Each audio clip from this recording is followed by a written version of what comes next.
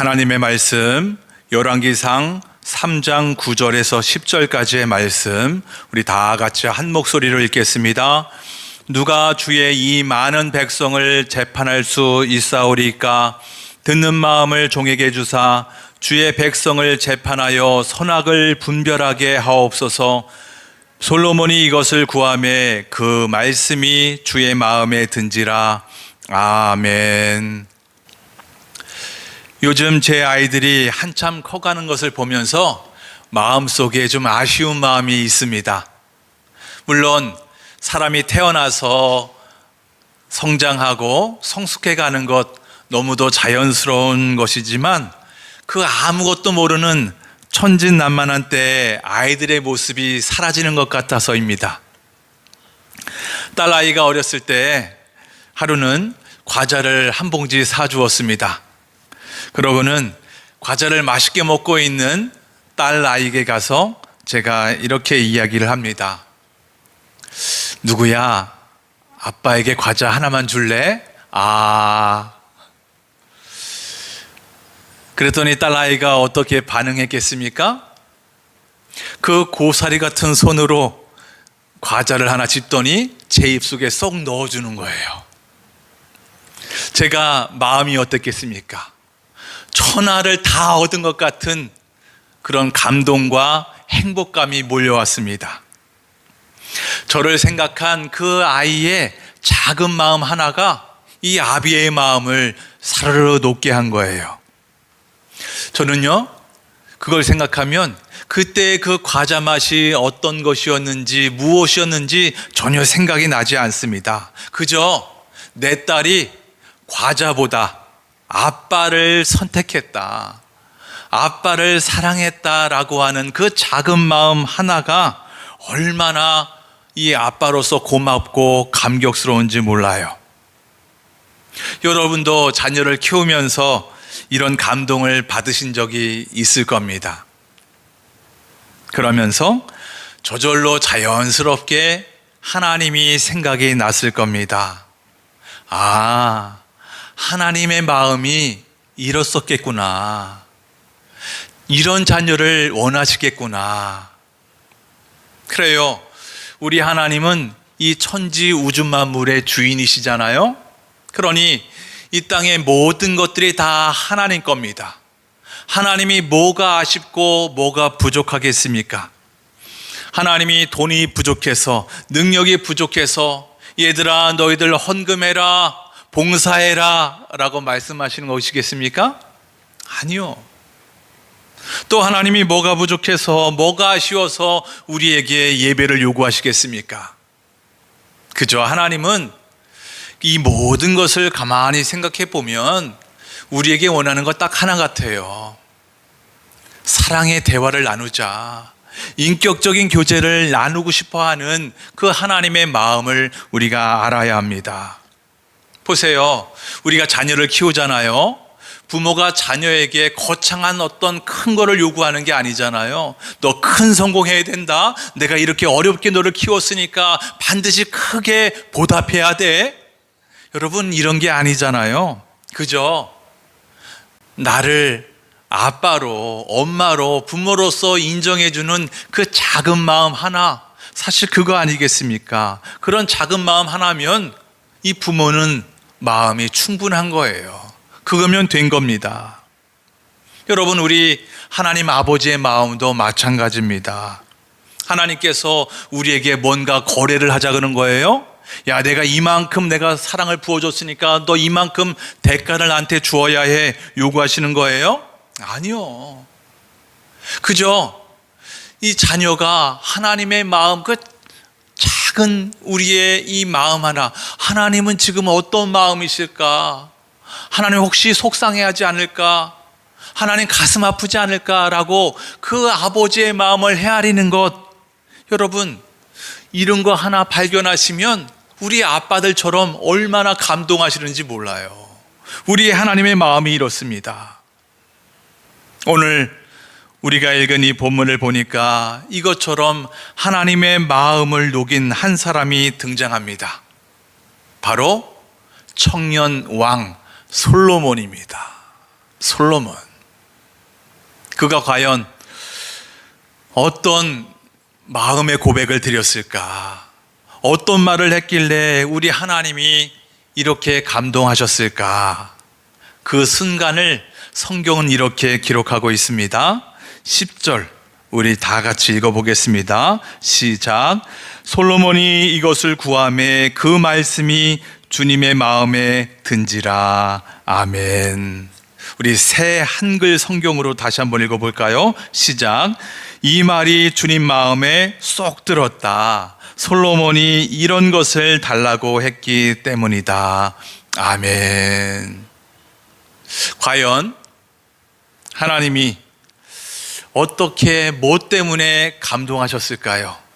솔로몬이 어떤 마음이었길래, 어떤 마음을 고백했길래 하나님이 이렇게까지 감동을 하셨을까 살펴봅니다.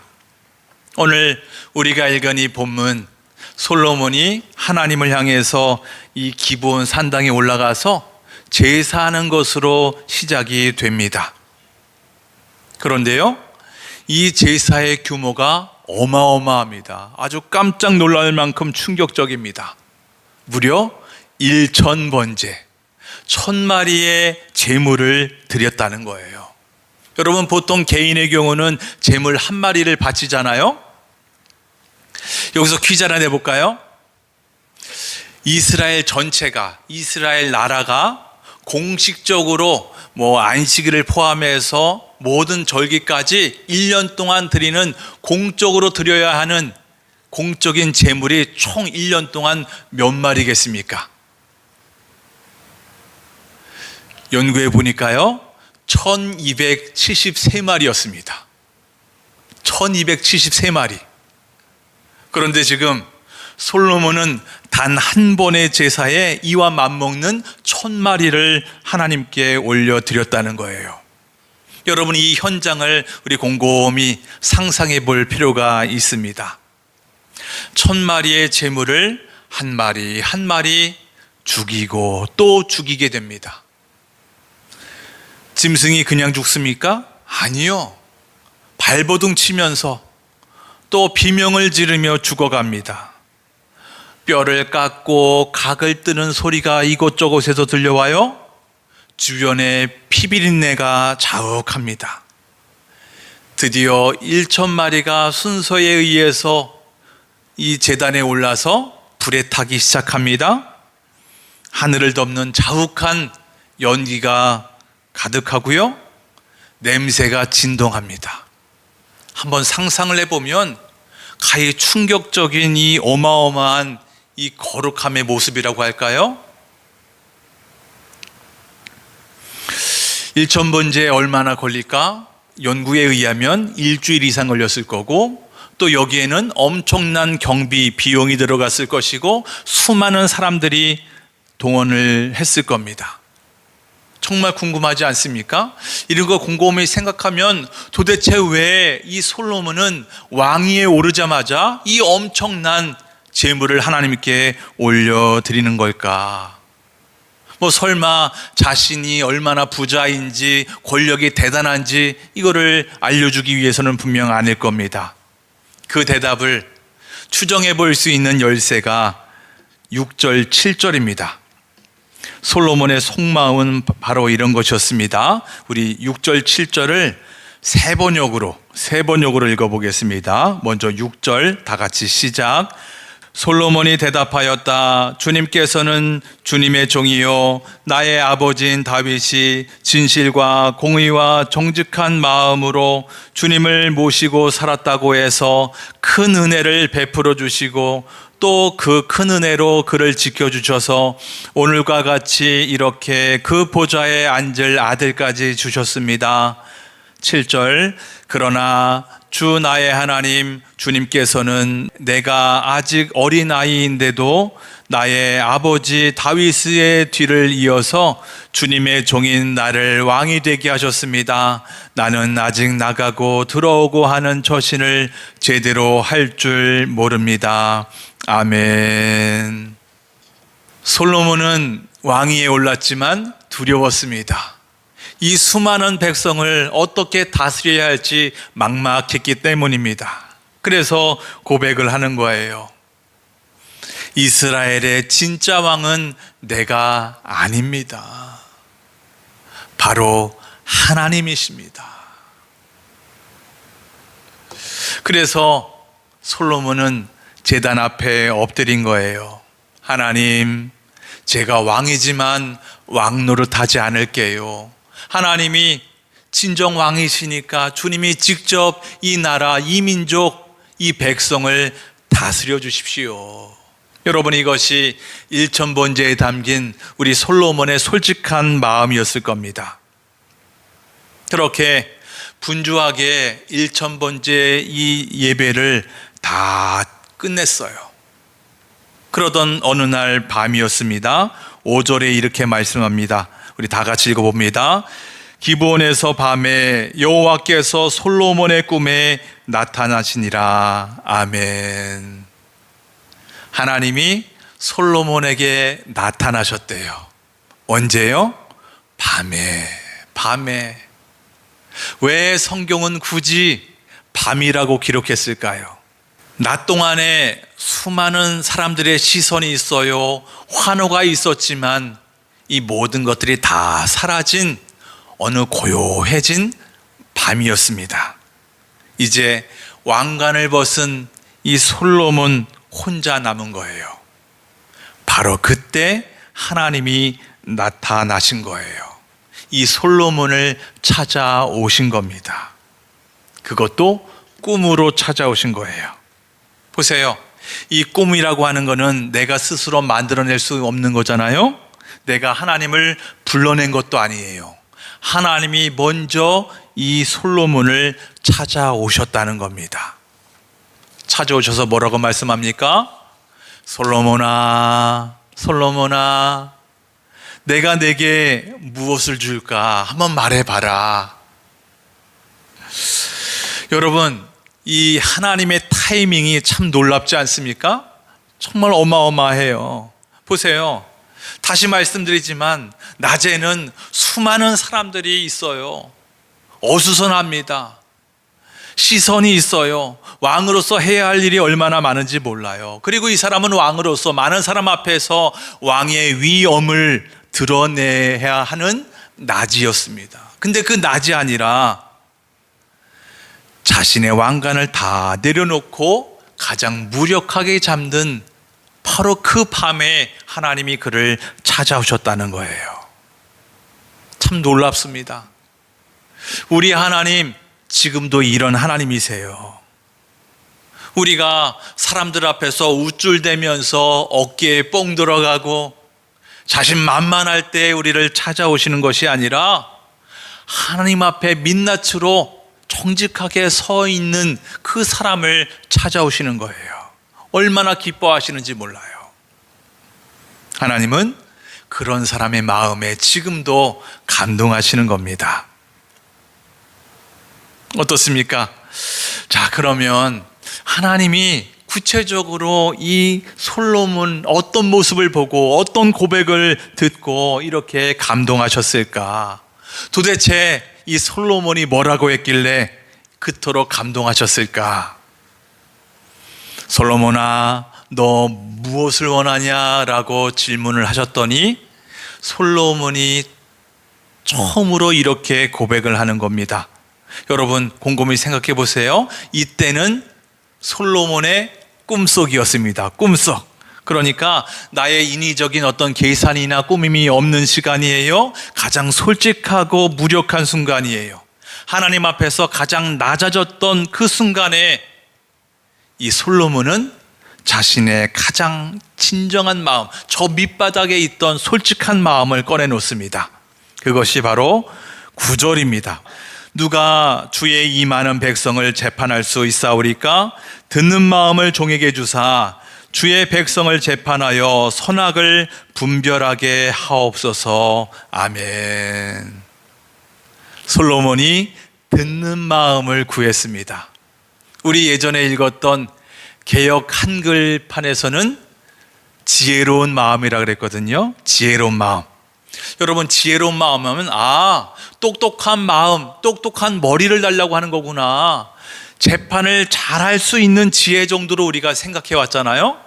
근데 진짜 의미가 바로 개정이 돼서 이렇게 듣는 마음, 주의 깊게 듣겠다는 거예요. 여러분 한번 곰곰이 생각해 볼 필요가 있습니다. 여러분 지금 솔로몬은 한 나라의 왕입니다. 왕이라고 하는 자리는 명령해야 돼요. 지시해야 합니다. 말을 많이 해야 하는 자리 아니겠습니까? 게다가 지금 이 사람은 왕위에 갓 오른 혈기왕성한 20살 전후의 그런 젊은 혈기왕성한 청년 왕이었습니다. 그러니 할 말이 얼마나 많았겠습니까? 왕도 아닌 오늘의 우리를 한번 돌아보기를 원합니다. 우리의 삶에, 우리의 기도에 말이 얼마나 많습니까? 기도하는 내내 이것 주세요, 저거 해결해 주세요, 실컷 내 말만 쏟아내다가 기도가 끝나지 않습니까? 이제 우리의 모든 기도를 다 들으신 주님이 우리에게 응답하시려고, 하나님께서 우리에게 좀 말씀을 하시려고 하는데 우리는 이미 기도가 끝난 거예요. 주님의 음성을 기다릴 겨를도 없이 우리는 자리에서 일어나기 바쁘지 않습니까? 우리에겐 주님의 음성을 들을 여유도 없어요. 주님의 음성을 기다릴 마음도 없는 거예요. 그죠? 내 말만 실컷 하고 싶어서 말이 많아도 너무 많은 것이 솔직한 우리의 이 일상 삶이 아니겠습니까? 우리의 기도예요. 우리의 삶의 모습입니다. 그런데 오늘 본문을 보니까 젊디 젊은 혈기왕성한 솔로몬은 그 왕의 자리에서 가장 먼저 듣겠다는 거예요. 여러분, 이 솔로몬이 듣겠다, 듣는 마음, 이 듣는 마음이라고 하는 이 지혜란, 이 지혜의 본질이 무엇이겠습니까? 하나님이 저에게 지혜를 주시면요, 제가 최선을 다해서 제가 멋지게 왕 노릇 해보겠습니다. 여러분, 이런 게 아니잖아요. 하나님이 오히려 얘야, 너 한번 멋지게 한번 왕 노릇 잘해봐 라고 말씀하시니까 이 솔로몬은 이렇게 대답한 거예요. 하나님, 저는 못해요. 주님, 제가 비록 왕의 자리에 있지만 진짜 왕은 하나님이시잖아요. 그러니까 하나님이 직접 이 백성들을 다스려 주십시오 라고 고백하는 겁니다. 하나님, 저는 그저 주님이 말씀하시면 듣겠습니다. 그리고 순종하겠습니다. 그러니까요, 주님의 음성을 들을 수 있는 깨끗한 마음을 주십시오. 순종의 자세를 저에게 주십시오. 내 인생과 이 나라의 진짜 주인이 누구인지를 인정하고 고백하는 거예요. 위로는 진짜 왕이신 하나님의 음성을 듣겠다는 거예요. 아래로는 지금 아파하고 억울해하는 주님의 백성의 신음소리를, 주님의 마음을 품고 듣겠다는 거예요. 여러분, 이것이야말로 솔로몬이 구한 듣는 마음, 이 지혜라고 하는 것입니다.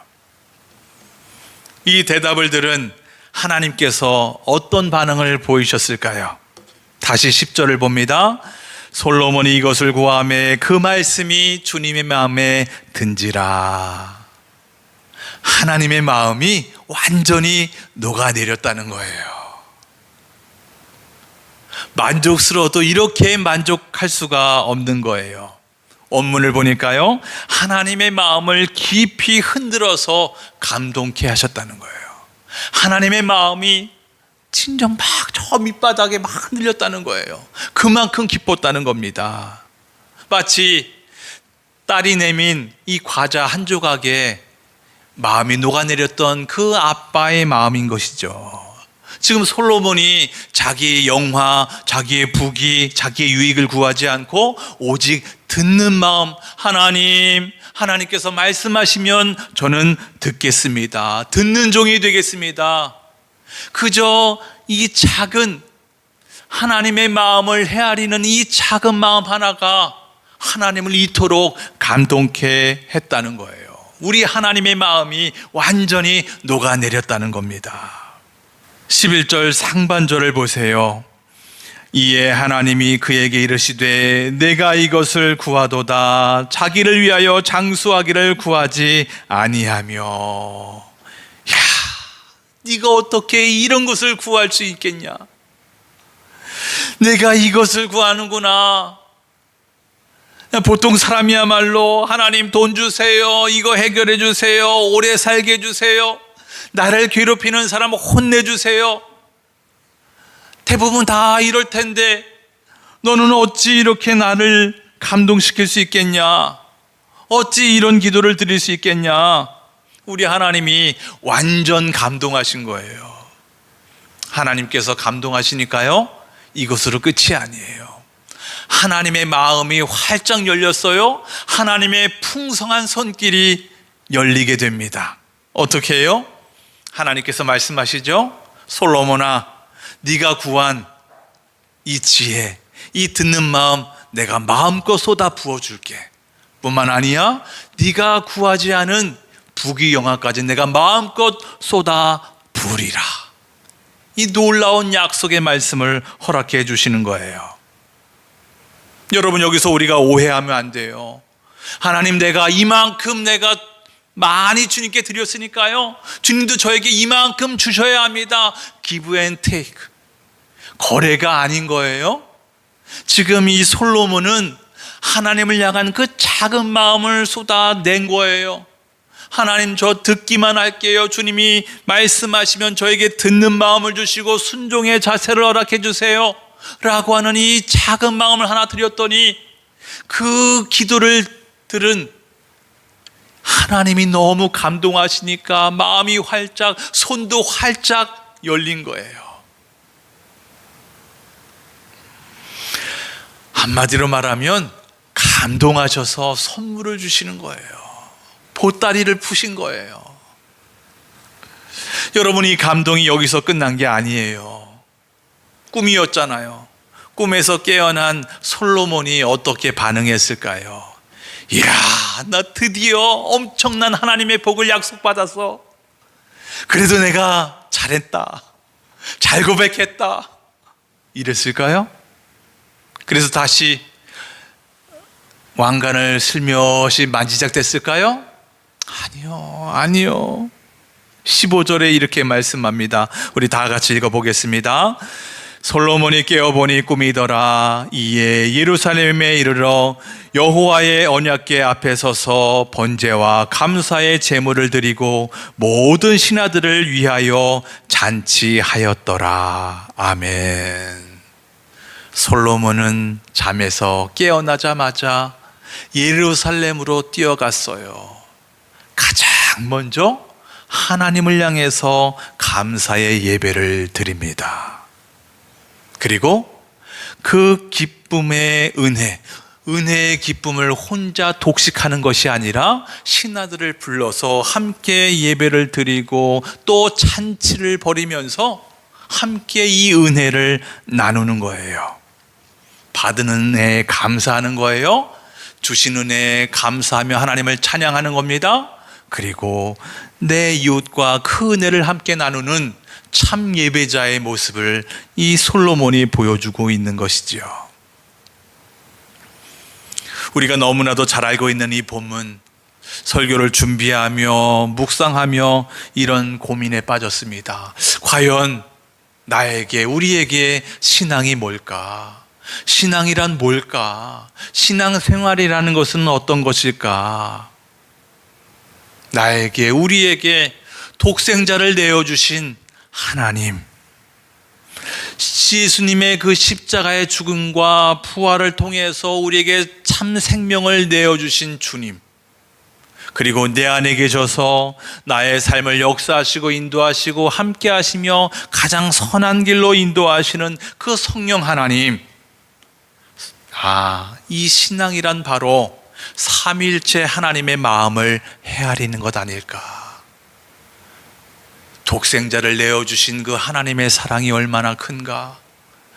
생명을 내어주신 예수님의 은혜가 얼마나 큰가. 함께 하시고 선한 길로 인도하시는 그 풍성한 성령님의 인도하심이 얼마나 큰 것인가.